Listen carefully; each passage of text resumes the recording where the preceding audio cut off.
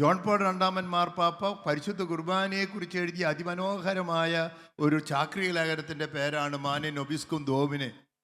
കൂടെ വസിക്കാൻ ഈ കൺവെൻഷനിൽ പറയാനുള്ളത് ഇതാണ്: നാഥ കൂടെ വസിക്കണമേ. ഒന്ന് ആവർത്തിക്കാമോ? നാഥ. അപ്പോൾ ഈ കൺവെൻഷൻ്റെ ലക്ഷ്യം കർത്താവിൻ്റെ വരവിനെ കുറിച്ചാണെങ്കിൽ കർത്താവേ വരണമേ എന്ന് പറയലാണ് ഈ കൺവെൻഷനിൽ വേണ്ടത്. ഞാൻ മറ്റൊരു ചോദ്യം ചോദിച്ചോട്ടെ.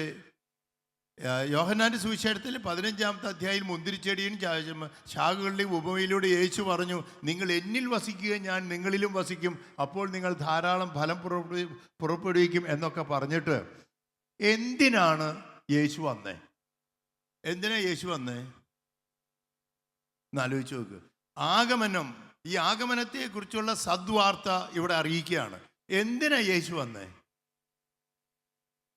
ഉൽപ്പത്തി പുസ്തകത്തിലെ 2-ാമത്തെ അധ്യായത്തിൽ പ്രത്യേകിച്ചും മനുഷ്യനെ സൃഷ്ടിച്ചു കഴിഞ്ഞ് 1-2 അധ്യായത്തിൽ മനുഷ്യനെ സൃഷ്ടിച്ചു കഴിഞ്ഞ് പറഞ്ഞത് എന്താ?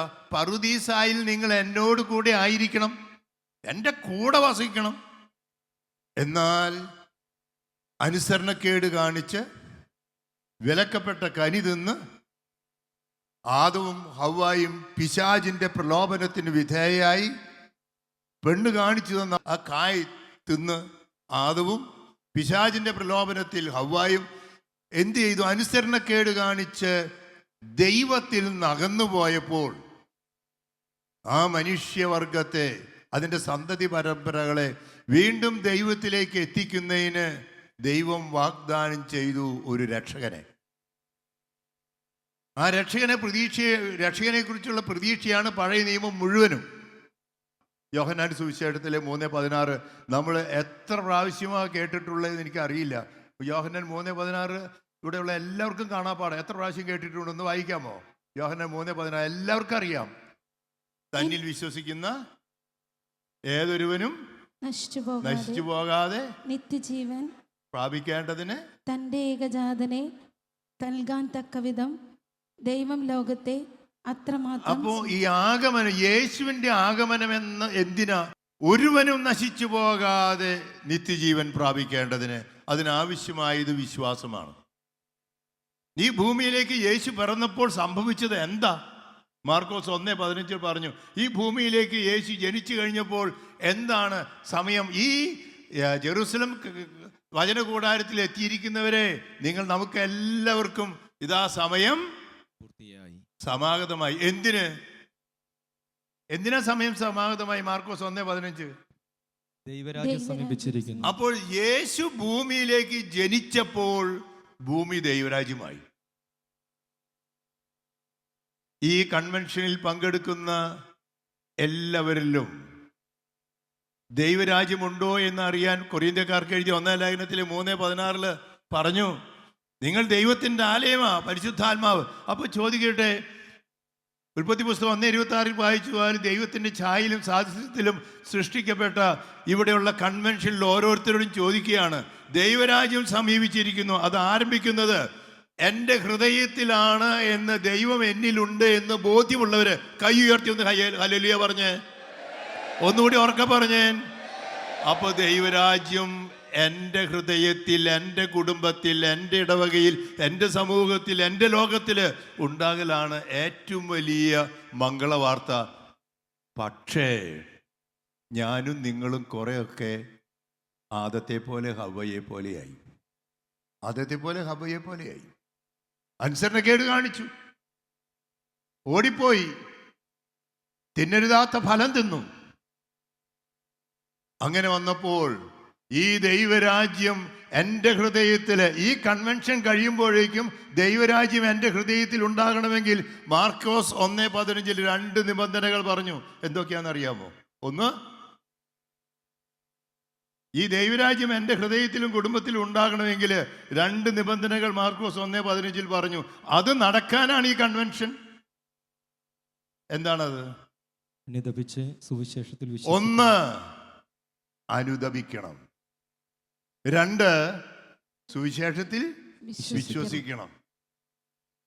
ഇങ്ങനെ അനുദപിച്ച 2 ശിഷ്യരുടെ ചരിത്രകഥയുടെ പശ്ചാത്തലത്തിലാണ്, എമ്മാവ് ശിഷ്യന്മാരുടെ പശ്ചാത്തലത്തിൽ ജ്വലിക്കുന്ന ഹൃദയങ്ങളും ചലിക്കുന്ന പാദങ്ങളും എന്ന് ഫ്രാൻസിസ് മാർപ്പാപ്പ മിഷൻ ഞായറിനായിട്ട് നൽകിയ സന്ദേശം.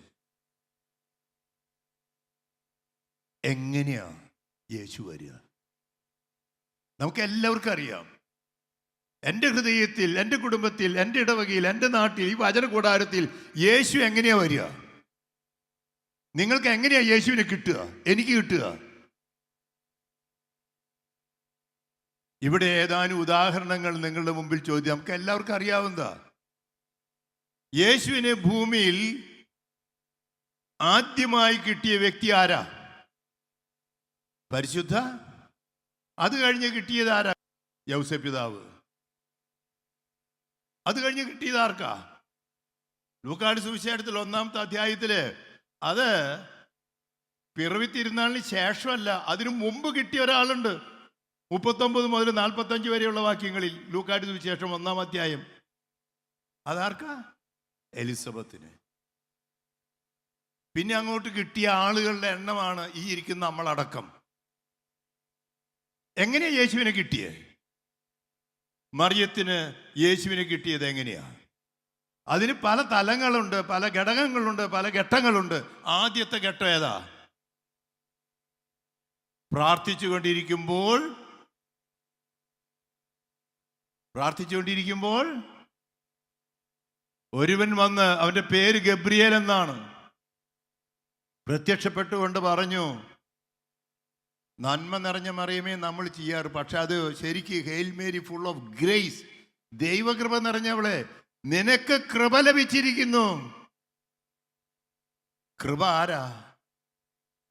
യോഹന്നാൻ സുവിശേഷം 1:17 പറഞ്ഞു, കൃപയും സത്യവുമാകട്ടെ യേശു ക്രിസ്തു വഴിയുണ്ടായി. ആ ക്രിസ്തുവിനെ കിട്ടാൻ വേണ്ടി മറിയത്തിന് ആദ്യത്തിലുണ്ടായ സംഭവം ഏതാ? അവൾ വചനം കേട്ടു. വചനം കേൾക്കുക. കേൾക്കലും ശ്രവിക്കലും തമ്മിൽ വ്യത്യാസമുണ്ട്. അതുകൊണ്ടാണ് സിനഡാത്മകതയെക്കുറിച്ചുള്ള സിനഡിന് 1 മാസം ഞാൻ റോമിലായിരുന്നു. അവിടുത്തെ ഏറ്റവും പ്രധാനപ്പെട്ട ഒരു വാക്ക് പറഞ്ഞത് കേൾക്കുക. Not hearing but listening. കേൾക്കണം. എങ്ങനെ കേൾക്കണം? ലൂക്കായുടെ സുവിശേഷത്തിൽ 2-ാം അധ്യായം 19-51 വായിക്കാമോ? ലൂക്ക 2:19-51.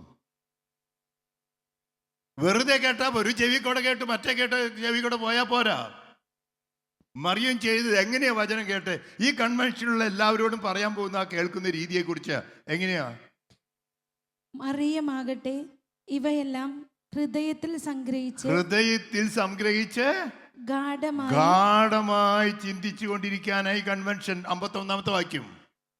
പിന്നെ അവൻ അവരോടൊപ്പം പുറപ്പെട്ട് നസ്രത്തിൽ വന്ന് അവർക്ക് വിധേയനായി ജീവിച്ചു. എന്നിട്ട് അവന്റെ അമ്മ ഇക്കാര്യങ്ങളെല്ലാം ഹൃദയത്തിൽ സംഗ്രഹിച്ചു. അപ്പോൾ ലിസണിങ് എന്ന് പറഞ്ഞാൽ വെറുതെ കേൾക്കലല്ല, ഗാഢമായി ധ്യാനിക്കണം, ഹൃദയത്തിൽ സംഗ്രഹിക്കണം. അങ്ങനെ വന്നപ്പോൾ ചിലപ്പോഴൊക്കെ സംശയങ്ങളൊക്കെ തോന്നിയിരിക്കാം. ഇതെങ്ങനെ സംഭവിക്കുമെന്ന് ചോദിച്ചേക്കാം. ദൈവത്തിനൊന്നും അസാധ്യമല്ല എന്ന് പറഞ്ഞേക്കാം. ഏറ്റവും വലിയ മംഗളവാർത്ത അവിടെ ലൂക്കായുടെ സുവിശേഷം 1:26 മുതൽ പറഞ്ഞു, അത്യുന്നതന്റെ ശക്തി നീ ഗർഭം ധരിച്ചൊരു പുത്രനെ പ്രസവിക്കും, ദൈവപുത്രൻ എന്ന് വിളിക്കപ്പെടും. മംഗളവാർത്തയാ, രക്ഷകനാ. അതെങ്ങനെ സംഭവിക്കും എന്ന ചോദ്യത്തിന് 35-ാമത്തെ വാക്യം എങ്ങനെയാ? എന്താ പറഞ്ഞത്? അപ്പോൾ 1 ശ്രവിക്കണം,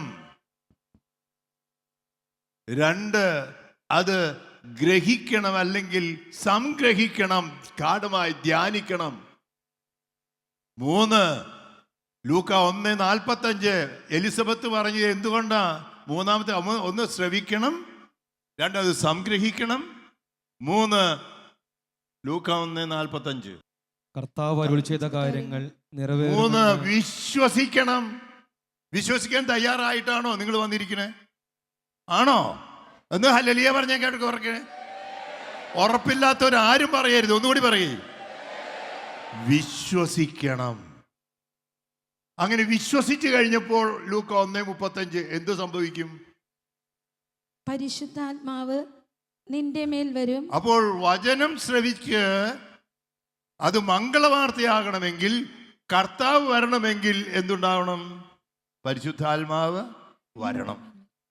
ഈ കൺവെൻഷനിലെ പ്രാർത്ഥന എല്ലാം അത് തന്നെയാണ്. പരിശുദ്ധാത്മാവേ വരേണമേ.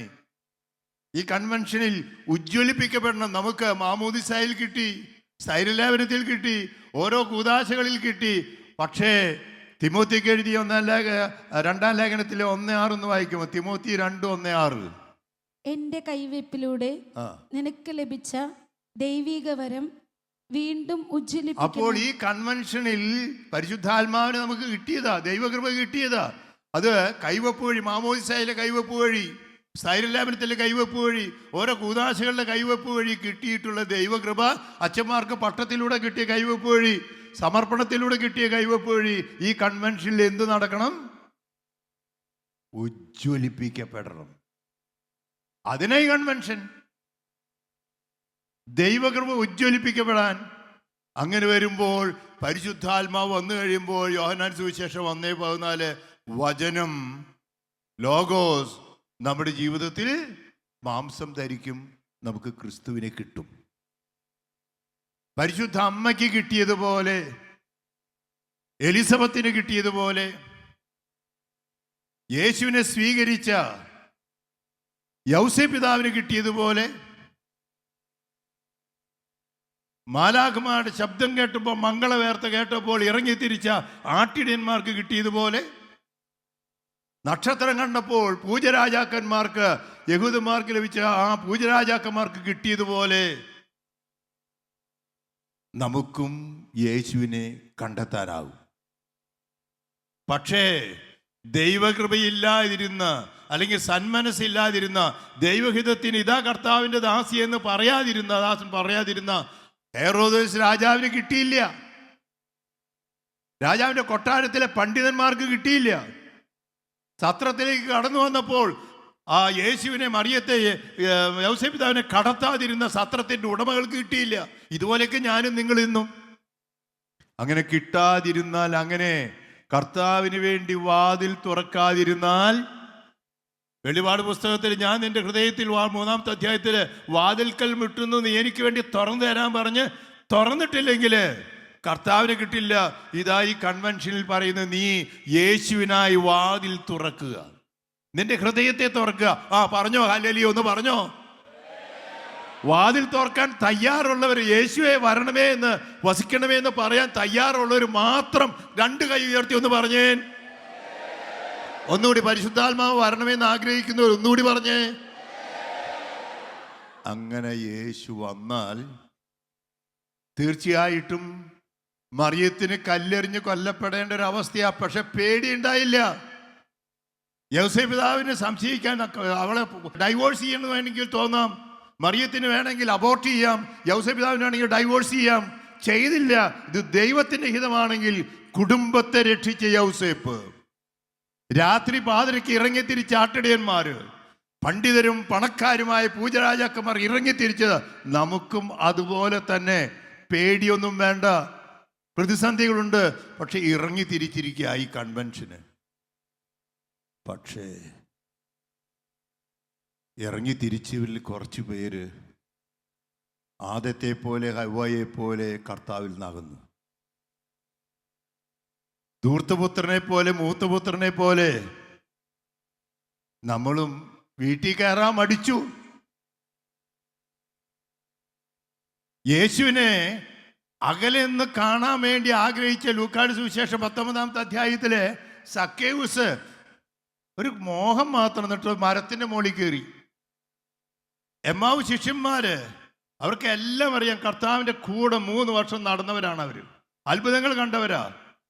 കർത്താവ് 3 പ്രാവശ്യം പ്രവചിച്ചപ്പോൾ മത്തായി 16, 17, 20 പ്രവചിച്ചിരിക്കും, ജെറൂസലത്ത് പോകണം, പീഡകൾ സഹിക്കണം, മരിക്കണം, ഉത്ഥാനം ചെയ്യണം എന്ന് പറഞ്ഞിട്ട് അന്നേ ദിവസം 3-ാം ദിവസം ഉയർത്തെഴുന്നേറ്റു എന്ന് ചില സ്ത്രീകളും കൂടി പറഞ്ഞിട്ട് അതും കൂടി വിശ്വസിക്കാതെ അപ്പോസ്തല പ്രവർത്തനം 1:4, ലൂക്കാട് സുവിശേഷം 24:49 പറഞ്ഞു, നിങ്ങൾ ജെറൂസലത്ത് വസിക്കണം.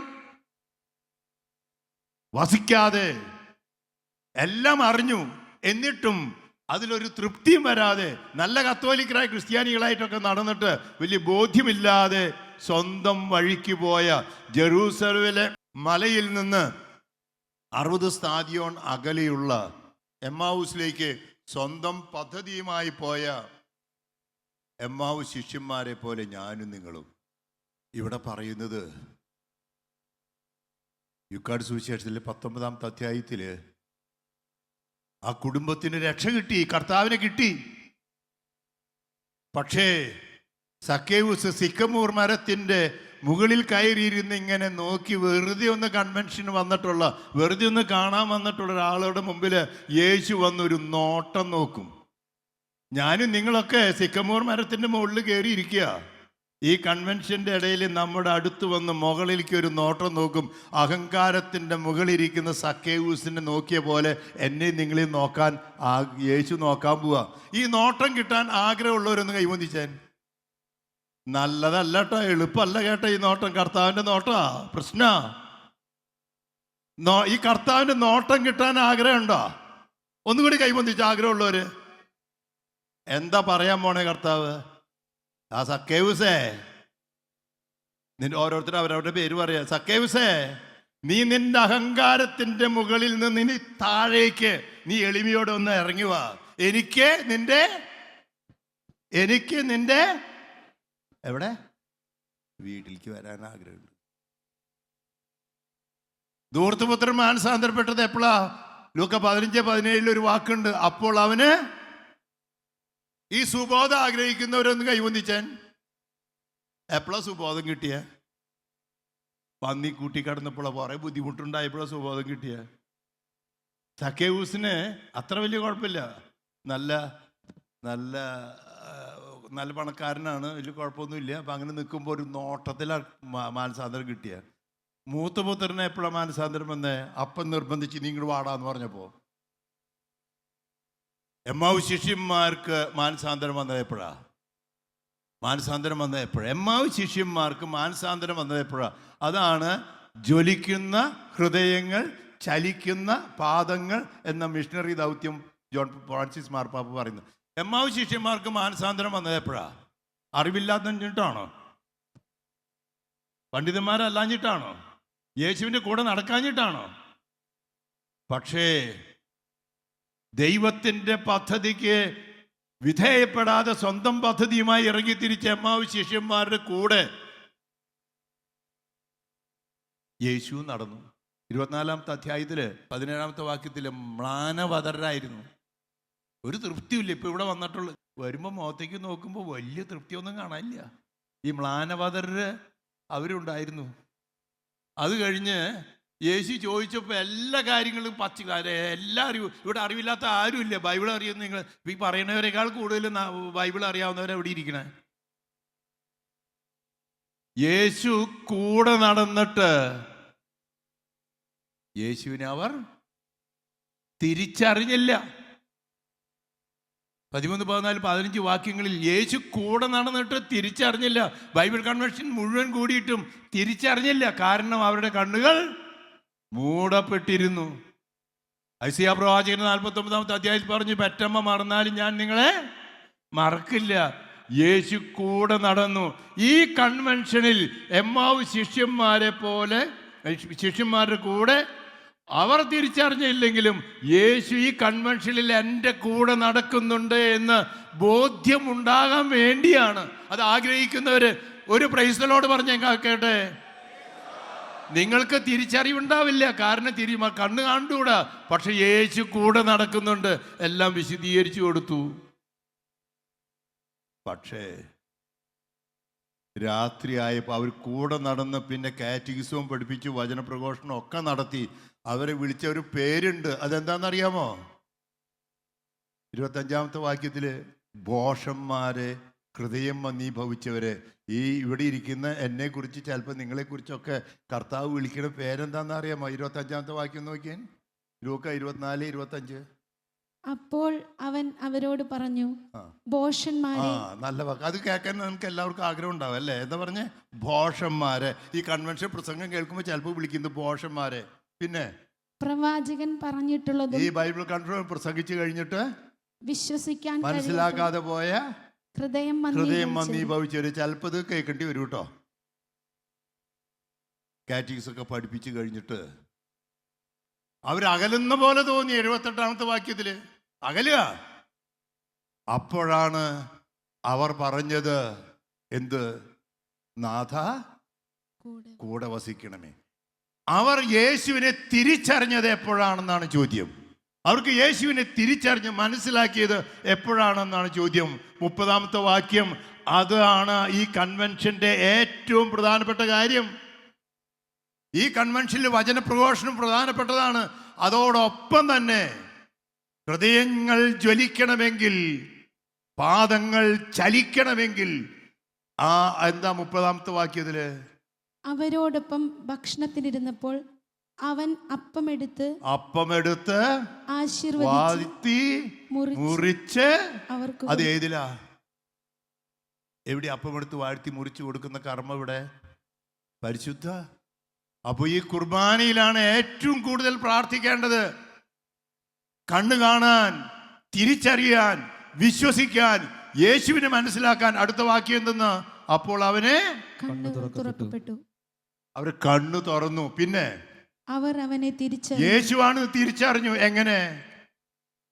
യേശു പിന്നെ മനുഷ്യരൂപത്തിലില്ല, അപ്പത്തിന്റെ രൂപത്തിലേ ഉള്ളൂ. അവന് തിരിച്ചറിഞ്ഞത് പരിശുദ്ധ കുർബാനയിൽ അപ്പത്തിന്റെ രൂപത്തിൽ.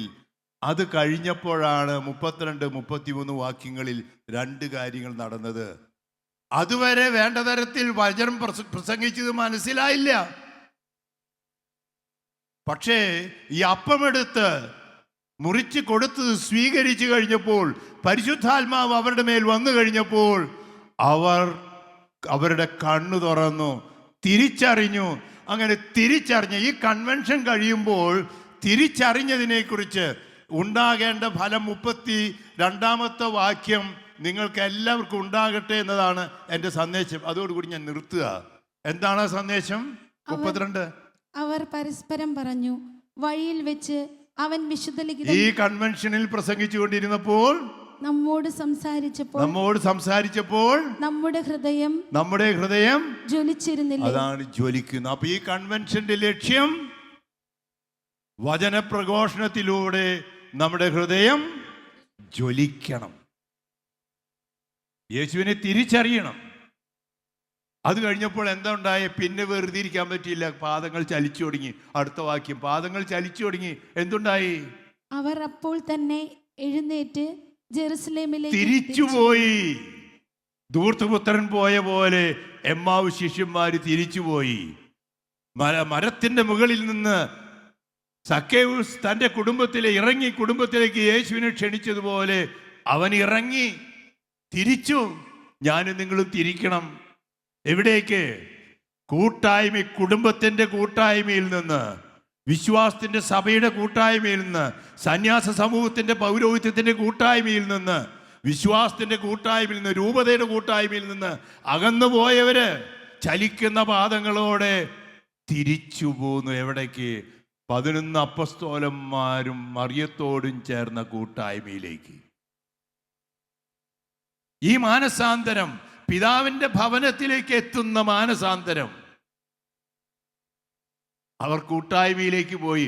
അപ്പൊ ആരൊക്കെ കൂട്ടായ്മയിൽ നിന്ന്, കുടുംബത്തിന്റെ, സഭയുടെ, രൂപതയുടെ, ഇടവകയുടെ, സന്യാസമൂഹത്തിന്റെ, നമ്മുടെ കൂട്ടായ്മയിൽ നിന്ന് ആരൊക്കെ അകന്നുപോയവോ അവർ ചലിക്കുന്ന പാദങ്ങളോടെ തിരിച്ചു വന്ന് എന്തു പറയണം?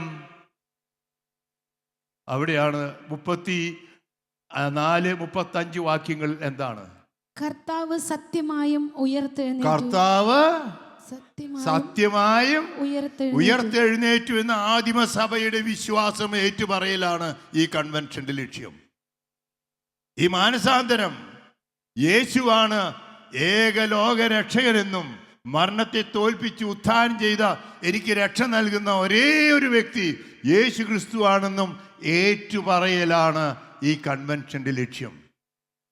കൂട്ടായ്മയോടെ, കുടുംബത്തിന്റെ കൂട്ടായ്മയോടെ, സഭയുടെ കൂട്ടായ്മയോടെ ഏകലോക രക്ഷകനായ യേശുവിനെ ഏറ്റുപറഞ്ഞ് വഴിയും സത്യവും ജീവനുമായ യേശുവിലൂടെ പിതാവിൻ്റെ പക്കലേക്ക്, പിതാവിൻ്റെ ഭവനത്തിലേക്ക്, സ്വർഗത്തിലേക്ക് സ്വർഗത്തെ മുന്നിൽ കണ്ടുകൊണ്ട് ജീവിക്കുന്നവരായി പ്രതിജ്ഞ എടുക്കാൻ അതിനാകട്ടെ ഈ കൺവെൻഷൻ.